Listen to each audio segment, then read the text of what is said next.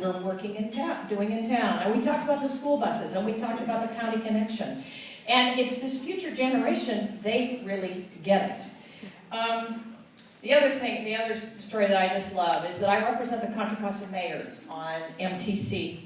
And so I will get questions from my colleagues, and one night at the mayor's conference meeting, the mayor of Moraga came up to me and was, Amy, I've got a question for you. One of the teachers in our community came up to me and she had a very serious face, and she wanted to know, she had a question about the Bay Bridge, and this was last year. I said, what? He goes, the children in her class are really worried about what is going to happen to the troll. When you tear down the old bridge, where is the troll going to go? So I got on the phone and I called one of the senior Caltrans managers on that project. And I asked Ken, those of you know, anyway, I asked him, I said, Ken, I'm getting this question about the troll. And he looked at me with a very serious face. He goes, well, Amy, you know, trolls are very mysterious. They're very private. We've had some high-level conversations with these trolls, but, you know, we're just not sure. You know, maybe the old one's going to stay with the old bridge where it goes. Maybe there's a new troll that's going to come in. We know they got it covered, but we're not quite sure. So when I was thinking of all the anguish we've had over the Bay Bridge in the last few months, I realized, you know, it's not about the bolts. It's not about the post-tension wires.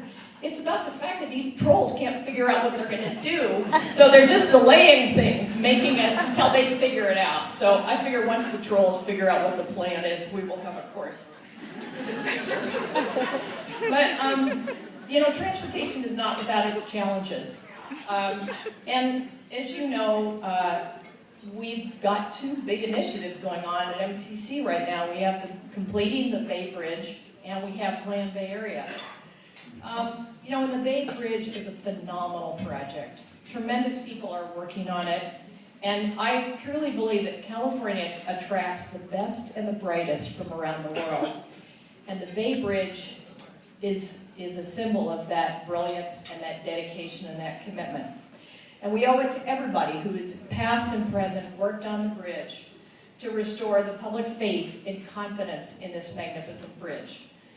And everybody in the Bay Area has a stake in its completion. And, you know, oftentimes when you hit a crisis, people go in multiple different directions, and we are truly all working together to open the bridge.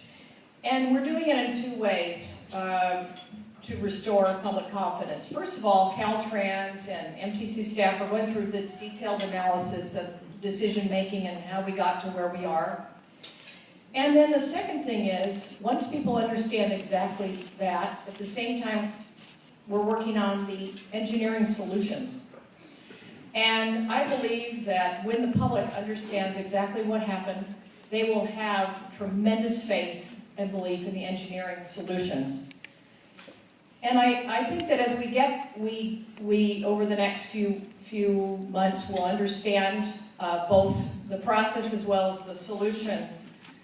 Developing the engineering solutions will be the way that we will build the bridge's support from the public, because they are tremendously engaged in this. They care deeply about the bridge, and we are fortunate to have the talented people in the Bay Area that are working incredibly hard to complete the bridge.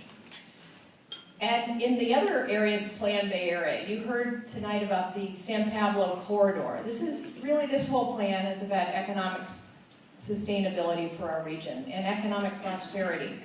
And we see the young people tonight that are coming out of college by linking land use planning with transportation planning. We are going to be able to ensure the prosperity of our region as well as provide housing for our children and our grandchildren, and for the jobs that they need in the future. So just to kind of the final points that I really wanted to make that tie with the role of WTS. And as the mother of 3 daughters, I think the role that we as women can play, and men in transportation, is the role of mentoring. It's what women do well, it's in our DNA. And it's interesting to realize that it's been a long time since Julia Morgan lived, and it's been 3 generations since Betty Friedan was doing her work. So the young women that we honor tonight in their scholarship awards are the 3rd generation of the women's movement, and it's incredible to see where they have come. It's also incredible to imagine these superwomen that not only can rebuild a bridge, but have 2 children in the same 5-year period. It's incredible. But I think it's the responsibility of everybody in this room to take on that commitment to mentor. And from the older women in the room like me, to the college students that we've honored tonight, we each have the opportunity to mentor. And it's organizations like WTS that do that. And when I talked to Ursula Vogler from our MTC staff about, well, what should I talk about? We talked about a few ideas. And then she said to me later in the conversation, she said, you know, I love WTS, and the reason I got involved in the board is that I really want to mentor younger women that are coming into the transportation field. And I know that all of you that are here tonight have done that time and time again. You know, I look to the 3 mentors that I had. My own mother, who taught me that institutions are approachable. Don't be intimidated by an institution. And a professor at Cal, Marion Diamond, who took the time out of her academic career to mentor all of us in an era when there were very few women on the faculty, few women in the professions that we chose to enter. And the final person, who many of you know, is Ellen Tauscher. And Ellen taught me to have courage as an elected official and be willing to take risks and bring people together. You know, I think as women we have 2 opportunities to mentor. First of all, we can be individual mentors. We can provide support to the younger women that are following us. We can also nurture ourselves, and we can nurture each other. And those of you that have been involved in these complex transportation projects know that there's a lot of work and that goes into these and relationships we develop, and we couldn't do it without our friends and colleagues. But the other opportunity for women is organizational mentoring. And what I mean by that is when women enter in an organization, we tend to look at things differently. We tend to focus on consensus. We tend to kind of put egos aside. We tend to be willing to work together to achieve a common goal. You know, we have to stand up too. We have to stand up in organizations. When we feel things need to be changed, we have to be willing to do that.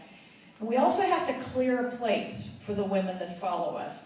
A friend of mine just wrote a novel about life in Colombia and set in the rainforest. And you think of the image of a rainforest, that trees, you know, the coffee growers would clear the land to grow coffee. But the rainforest is always pushing in. It's always a constant struggle to keep that space open. And I think that that's the kind of work we need to do in organization as women, to prepare the way for the women that follow us. We need to continue to work to make sure that organizations and business and government are open to women, to the kind of decision-making that we value. And we have to continue to work at it. You know, we've all been watching Mad Men, you know, the last few years, and you look back on the 60s and you see some of that stuff that happened, and it's just really shocking, you know, the way women were treated. You know, women still need to work hard to ensure that we have a place at the board table, at the decision-making table.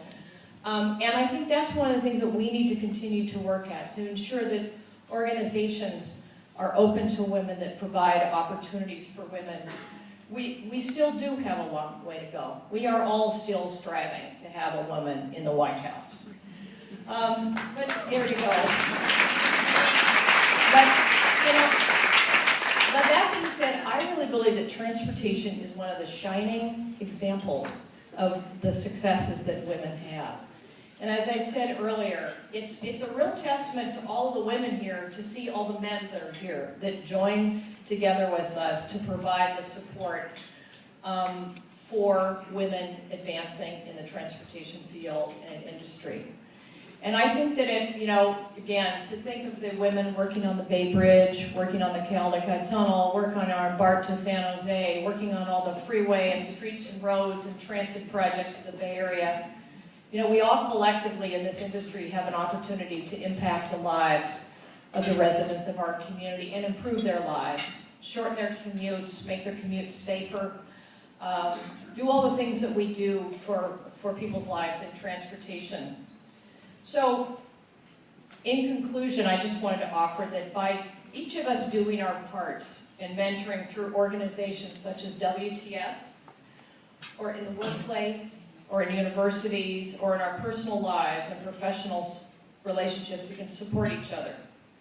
You know, we open the doors collectively, and we need to make a place. We need to continue to work to make a place for the women that follow us. And then we need to also hold out a hand. We need to help those women achieve their goals and strive. And if we're really lucky, the next generation will overtake us in their accomplishments, because they will solve the problems that we could only struggle with. So thank you very much.